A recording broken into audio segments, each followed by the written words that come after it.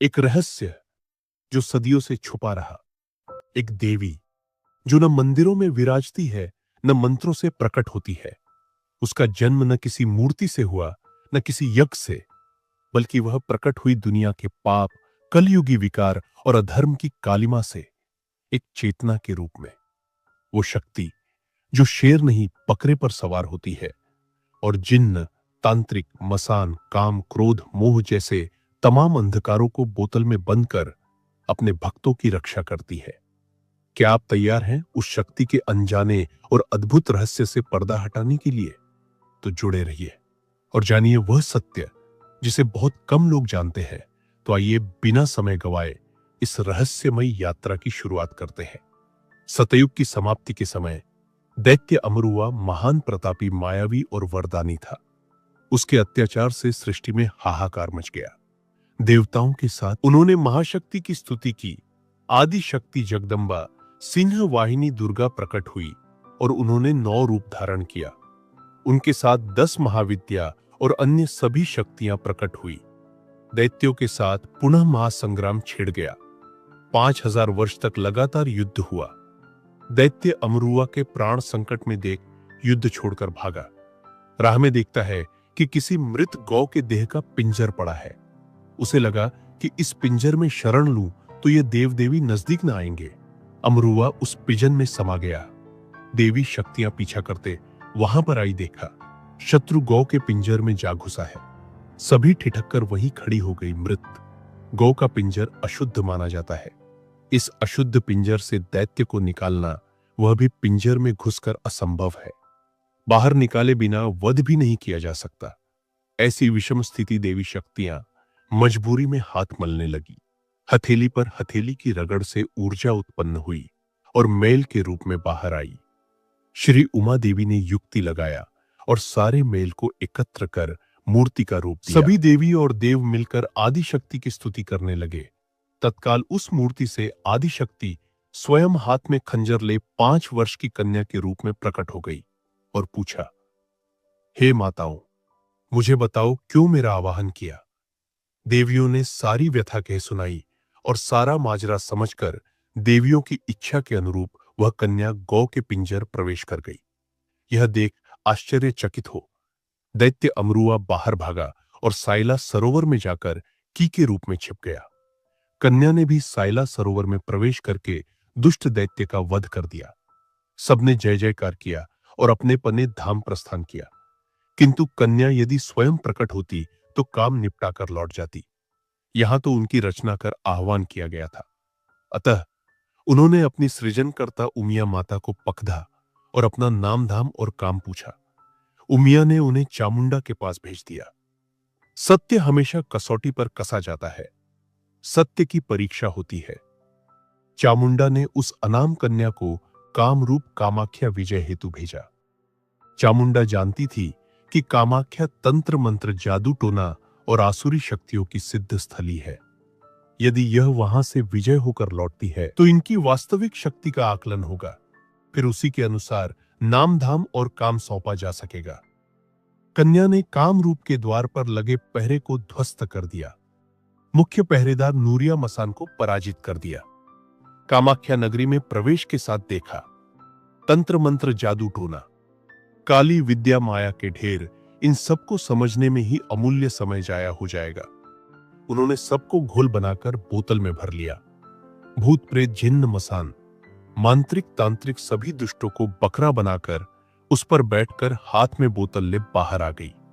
जब चामुंडा के पास पहुंची तो देवता, दानव सब ने उनका जय घोष किया।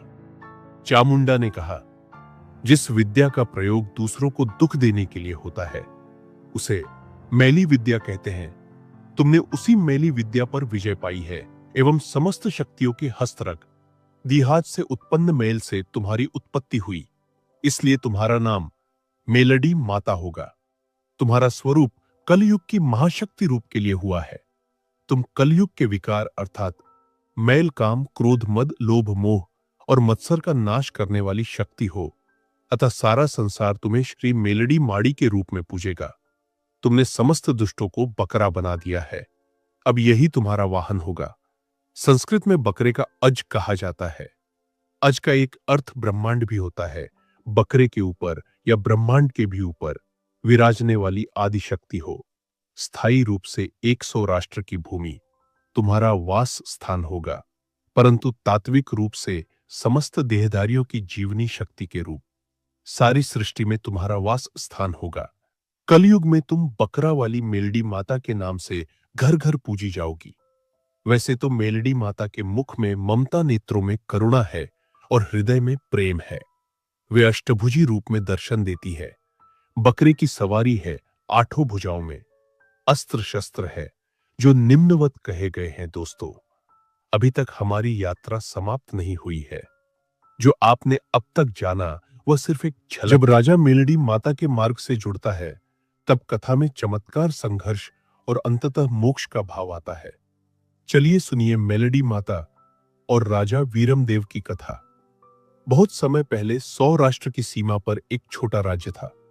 गगनपुर उस राज्य में कोई संतान नहीं थी। राजा और रानी ने मन्नत मानी, व्रत किए, परंतु कोई लाभ नहीं हुआ। एक दिन रानी जंगल में स्नान करने गई। वहां उसे एक कन्या दिखाई दी जो एक बकरे पर सवार थी। उसके हाथों में त्रिशूल और खंजर था। नेत्रों में ज्वाला थी, फिर भी मुख पर करुणा थी।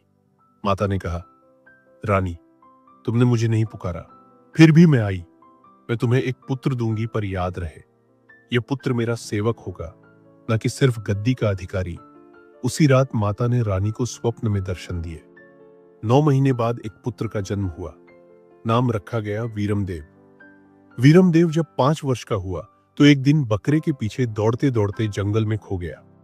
रात हो गई, सब खोजते रहे, पर वह ना मिला। सुबह होते ही वह खुद महल के द्वार पर आ गया। बाल बिल्कुल सूखे नहीं थे और हाथ में एक छोटी बोतल थी। उसने कहा, मैं मां मेलडी के मंदिर में था, उन्होंने मुझे यह दी है। यह बोतल संकट में खोलना, पर लोभ में नहीं समय बीता। राजा बूढ़ा हुआ और वीरमदेव को गद्दी सौंप दी गई। उसका शासन न्यायप्रिय, धर्मनिष्ठ और मेलडी माता के भक्ति से भरा हुआ था। हर शनिवार मंदिर में भंडारा होता और काली चौदस पर विशेष यज्ञ। परंतु पड़ोसी राज्य का राजा धीरपाल उससे ईर्ष्या करता था। उसने वीरमदेव के मंत्री को खरीदा और एक रात राज्य पर हमला कर दिया। राजा वीरमदेव के पास सिर्फ 300 सैनिक बचे थे, बाकी सब मर चुके थे। मंत्री ने विश्वासघात किया। महल के द्वार टूट चुके थे। राजा ने मां की बोतल निकाली। मां ने कहा, वीर, यह आखिरी परीक्षा है। क्या तू अपने प्राण की चिंता करेगा या प्रजा की रक्षा करेगा? राजा ने कहा, मैं माटी में मिल जाऊं, पर एक बच्चा भी दुखी न हो। उस पल बोतल से मां प्रकट हुई, अष्टभुजी रूप में बकरे पर सवार, और उनके साथ 108 वीरों की सेना। उन्होंने एक क्षण में युद्ध का पलड़ा पलट दिया। धीरपाल की सेना भाग गई। युद्ध के बाद वीरमदेव ने अपना सिंहासन छोड़ा और मेलडी माता का मंदिर बनवाया। हर अमावस्या को वे वहां झाड़ू लगाते, दीप जलाते और भजन गाते। माता ने कहा, हे राजा, तू अब राजा नहीं, तू मेरा परम भक्त है।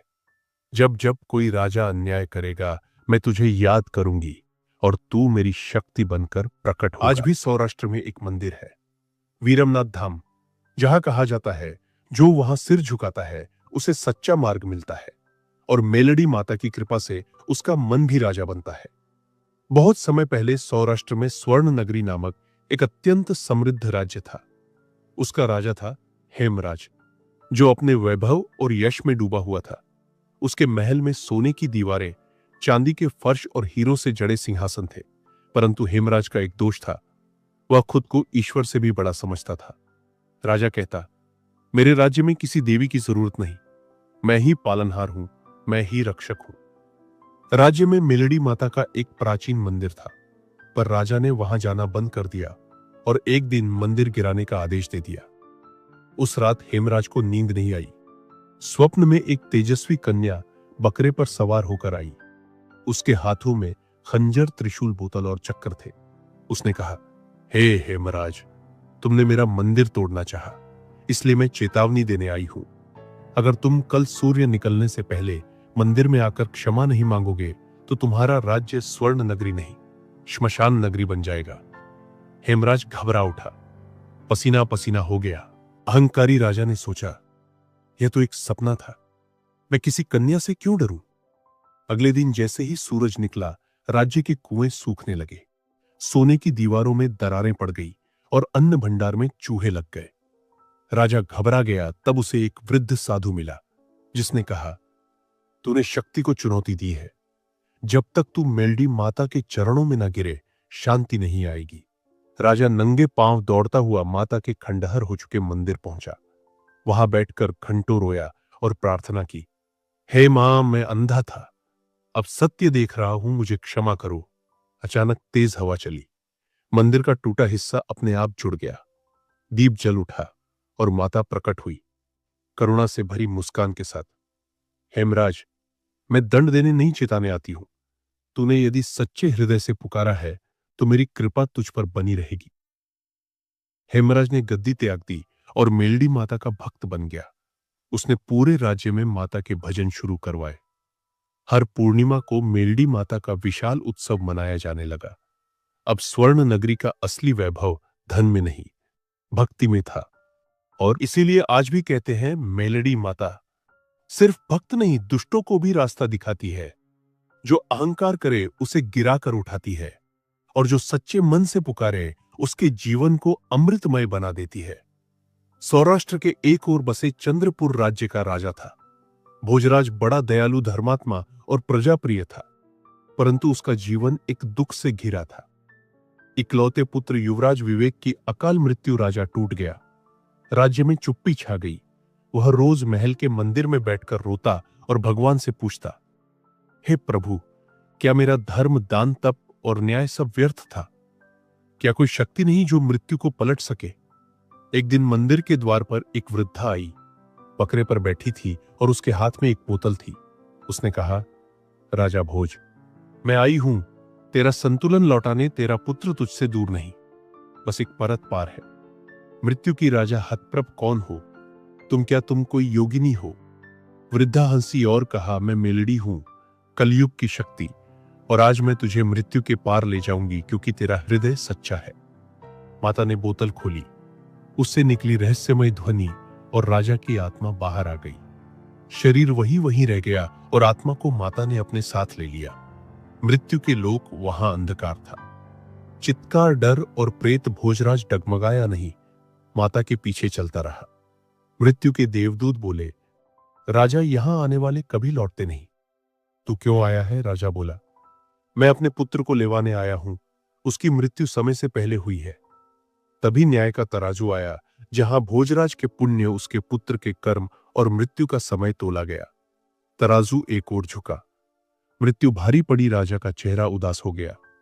तभी माता मेलडी ने कहा, हे काल, हे यम, यह वही राजा है जो हर अमावस्या को भूखों को भोजन देता था, जिसने अन्याय के खिलाफ युद्ध किया, जिसने मुझ में विश्वास रखा। जब सबने मुंह मोड़ा, तब एक प्रकाश हुआ और न्याय का पलड़ा बदल गया। युवराज विवेक की आत्मा आई। माता के आशीर्वाद से शरीर में लौटी राजा की आत्मा भी वापस लौटी। महल में कोहराम था, पर जैसे ही राजा और पुत्र आंख खोलकर उठे, पूरा राज्य जयकार से गूंज गया। माता ने कहा, हे भोजराज, तू केवल राजा नहीं, तू भक्त है। मृत्यु को जिसने हराया है, उसका राज्य अजय रहेगा। और आज भी चंद्रपुर में कहा जाता है, जिस घर में माता मेलडी की साधना होती है, वहां अकाल मृत्यु नहीं आती। मां मेलडी की बोतल में सिर्फ तंत्र नहीं, जीवन का रहस्य भी बंद है। अगर आपको भी महसूस हुई है मां मेलडी की शक्ति, तो रुको मत, लाइक करो, क्योंकि एक क्लिक से तुम्हारी श्रद्धा मां तक पहुंचेगी। शेयर करो ताकि यह दिव्य रहस्य उन तक भी पहुंचे जो अभी अंधकार में है। सब्सक्राइब करो, क्योंकि यह केवल एक कहानी नहीं, ये एक साधना है, एक यात्रा है, एक अनुभव है। और अगला अध्याय तुमसे बस एक सब्सक्राइब की दूरी पर है। और हां, कमेंट में जरूर लिखो, जय माता मेलडी, ताकि तुम्हारे जीवन में मां का प्रकाश बना रहे और उनकी कृपा हर दिशा से तुम पर बरसे तो मिलते हैं। अगली रहस्यमयी कथा में एक नई शक्ति के साथ, एक नए रूप